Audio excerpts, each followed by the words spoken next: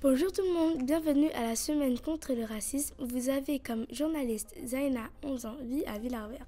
Cette interview se passera dans les locaux de Villars Animation. Voici nos questions. Avez-vous déjà subi de la discrimination ou du racisme? Si oui, pouvez-vous nous en parler? Moi, oui, par rapport à mon accent.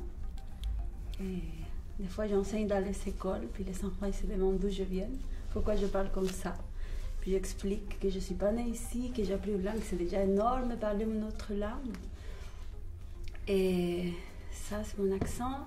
Dans ce magasin aussi, à Fribourg, je rentrais, puis une dame m'a suivi, la dame qui travaille là dans le commerce. Puis moi, maintenant, je ne mettais pas, maintenant je parle. Puis je dis, madame, je ne veux pas vous voler, parce qu'il me suivait partout. Puis elle m'a dit, on ne sait jamais. Puis là, je lui ai dit, c'est triste pour vous, madame, mais vous avez perdu une cliente. Puis j'ai parti. Puis, des petites choses, mais des fois on s'habitue, des fois on laisse passer des choses, quand elles sont moins graves, mais quand ce sont des choses graves, moi je pense qu'il faut agir, il faut dire, il ne faut pas se taire. Non, je pense que la discrimination, elle est aussi là par la méconnaissance. Il faudrait que les gens se rencontrent plus et apprennent plus à se connaître. Et là, la discrimination, elle diminuerait beaucoup. Et je pense que ça se fait du moment où on est jeune. Parce qu'après, c'est trop ancré. Mais je pense que vraiment, c'est principalement dû à l'ignorance.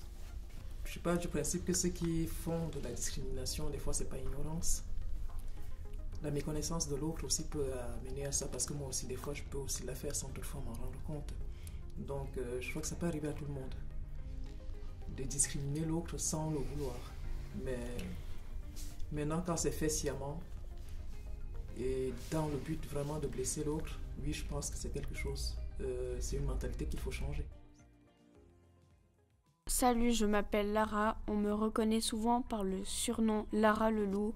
J'ai 12 ans et moi et les autres, on a fait un projet pour la semaine contre le racisme. Est-ce que les couples mixtes diminueront la discrimination? Oui et non. Ça dépend. Je suis moi-même en couple avec un Européen, mais je pense que si dans le couple, chacun donne l'histoire, c'est-à-dire on raconte notre histoire à chacun, aux enfants, que l'enfant ait ses racines, donc tant que ce soit de l'origine de son papa qui est peut-être, je ne sais pas, congolais, et de la maman qui peut être camerounaise ou suisse, ainsi de suite, que l'enfant ait vraiment des racines bien ancrées, ça pourrait diminuer. Mais s'il y a juste un côté qui est mis en avant et moins l'autre, il peut avoir un problème parce que l'enfant sera perdu, il n'aura pas d'identité. Oui, ça va renforcer cette idée où il faut justement prôner qu'on est tous égaux, que les enfants vont sortir aussi de ces familles pour aller relancer le message et refaire bouger cette terre et vivre bien, quoi, sans se débarrasser de cette stupidité qu'est le racisme. Et puis qu'il y a de moins en moins, parce que tu vois, là, à partir de, je sais pas, des générations plus jeunes, nous, tout, il n'y a pas beaucoup, c'est de moins en moins. Non, c'est pas comme avant. C'est ça qu'on parlait tout à l'heure aussi dans l'école. Il n'y a pas ça, c'est très peu, c'est rare. Avez-vous déjà eu des préjugés sur vous? Oui. Bon, je pense déjà il y a le fait que je sois une femme brésilienne. Ça, il y a beaucoup de préjugés. Un nom de famille compliqué à prononcer. Ça donne toujours un peu cet esprit genre, oh, mon Dieu, elle s'appelle comment? Du coup, on a peur. Il y a le préjugé arabe. Que les Arabes sont des voleurs ou qu'ils sont profiteurs. Enfin bref, les Arabes sont pas toujours très appréciés. Ici, en tout cas. Et ça, il y avait pas mal de préjugés aussi. Et puis voilà, j'ai pas une tête 100% suisse. Hey tout le monde, je me présente, je m'appelle Jess, j'ai 9 ans. Je suis à l'animation pour manifester contre le racisme. Ce projet nous touche à cœur, alors nous voici. Est-ce que ça vous touche, par exemple, la discrimination et le racisme? Ouais. Je pense que ça devrait toucher tout le monde. Après, évidemment, on va pas se mentir, ça va plus toucher les gens qui en souffrent ou qui le vivent que les gens qui le vivent pas du tout. Quelqu'un qui est né en Suisse 100% blanc, rouge, je sais pas, il va peut-être moins être adepte de la cause, entre guillemets, parce qu'il sera moins touché par ça, il connaît moins en fait. souvent où on est plus adepte de la cause, c'est parce qu'on le vit, donc on sait ce que c'est. Quelqu'un qui ne l'a jamais vécu peut pas vraiment... Enfin oui, il peut se battre, et tant mieux, il faut se battre pour tout ça et tout, mais je pense qu'il comprendra moins. Donc oui, je pense que c'est une cause qui doit toucher quand même pas mal de personnes. Mais c'est presque dommage que ce soit une cause, il faudrait que ce soit normal. Il faudrait pas qu'on aille à se battre pour ça. Mais il le faut. Quel âge avez-vous? J'ai 23 ans. Et toi? 12 ans. Magnifique. Est-ce que tu penses qu'avec ton âge... Excuse-moi. Pardon. Tu penses qu'avec ton âge, ça change quelque chose sur ta vision de la discrimination? Bah, en étant plus... Ça dépend, parce que si j'étais plus jeune, bien sûr, maintenant, je vois certains racistes, ouais, je vois du racisme, mais en étant plus jeune, j'en voyais pas encore, enfin, je faisais pas attention, et plus on grandit, plus on prend conscience des choses, et plus on est mûr, quoi, enfin, on comprend les choses. Et toi, qui es un peu plus jeune? Bah, après, c'est quelque chose que tu apprends. Donc tu penses qu'en grandissant, on apprend à être raciste?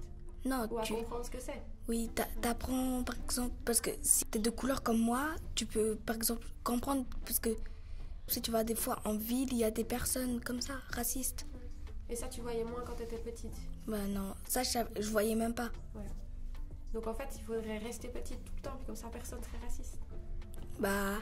Dans cette mentalité, en tout cas. Bah peut-être ça se finira un jour. Oui, alors ça, il faut espérer. Il vous est déjà arrivé que quelqu'un vous touche les cheveux à l'école en disant qu'ils sont très beaux tes cheveux. Vous avez déjà eu des camarades qui sont curieux par la texture de vos cheveux? Oui. Oui. Et qu'est-ce que ça vous fait? Bah, en fait, ça relève notre culture, justement, parce qu'on n'a pas tous, nous surtout les Africains européens, on n'a pas tous la même manière. Par exemple, nous, on peut se faire des tresses comme on en a là, qui durent environ 3 mois, 4 mois. Oui. Et eux, s'ils ont fait, ça durait 3 semaines. Donc déjà, c'est un truc, c'est un privilège, on se sent bien et tout. Après, j'ai envie de dire que mes cheveux aussi, c'est pas du plastique, enfin, c'est naturel, faut pas croire n'importe quoi. Donc j'ai des cheveux comme tout le monde, c'est pas waouh, incroyable. Oui. Donc, est-ce que tu n'as pas un sentiment, ça ne te dérange pas quand on te touche les cheveux et tout, tu n'y vois pas un geste de discrimination, par exemple, comme Non, pas du tout, parce que moi aussi, à mes copines, enfin, parce que moi, quand je touche mes cheveux et je touche les cheveux de ma copine, c'est pas du tout pareil. Donc, parce que si c'est de la discrimination, ça veut dire que moi aussi, je fais de la discrimination. Est-ce que ça vous touche le racisme et la discrimination?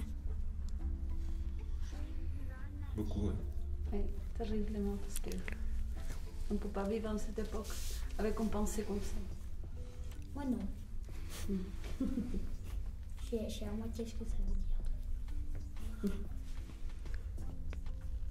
Moi, oui, ça me touche. Moi, je trouve que c'est triste que des gens soient jugés par rapport à leur couleur de peau, qu'on décide que telle personne doit faire tel travail parce qu'il a cette couleur, qu'il est moins bien qu'un autre à cause de la couleur, parce que dans le fond, on est quand même... si on enlève la couleur de la peau, on est tous fait pareil. On a tous les mêmes organes, les mêmes choses.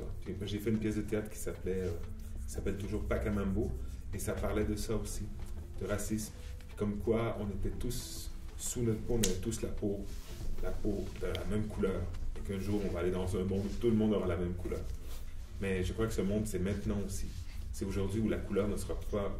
ça ne doit pas être une raison pour pouvoir avancer, pour pouvoir communiquer, pour pouvoir être ensemble.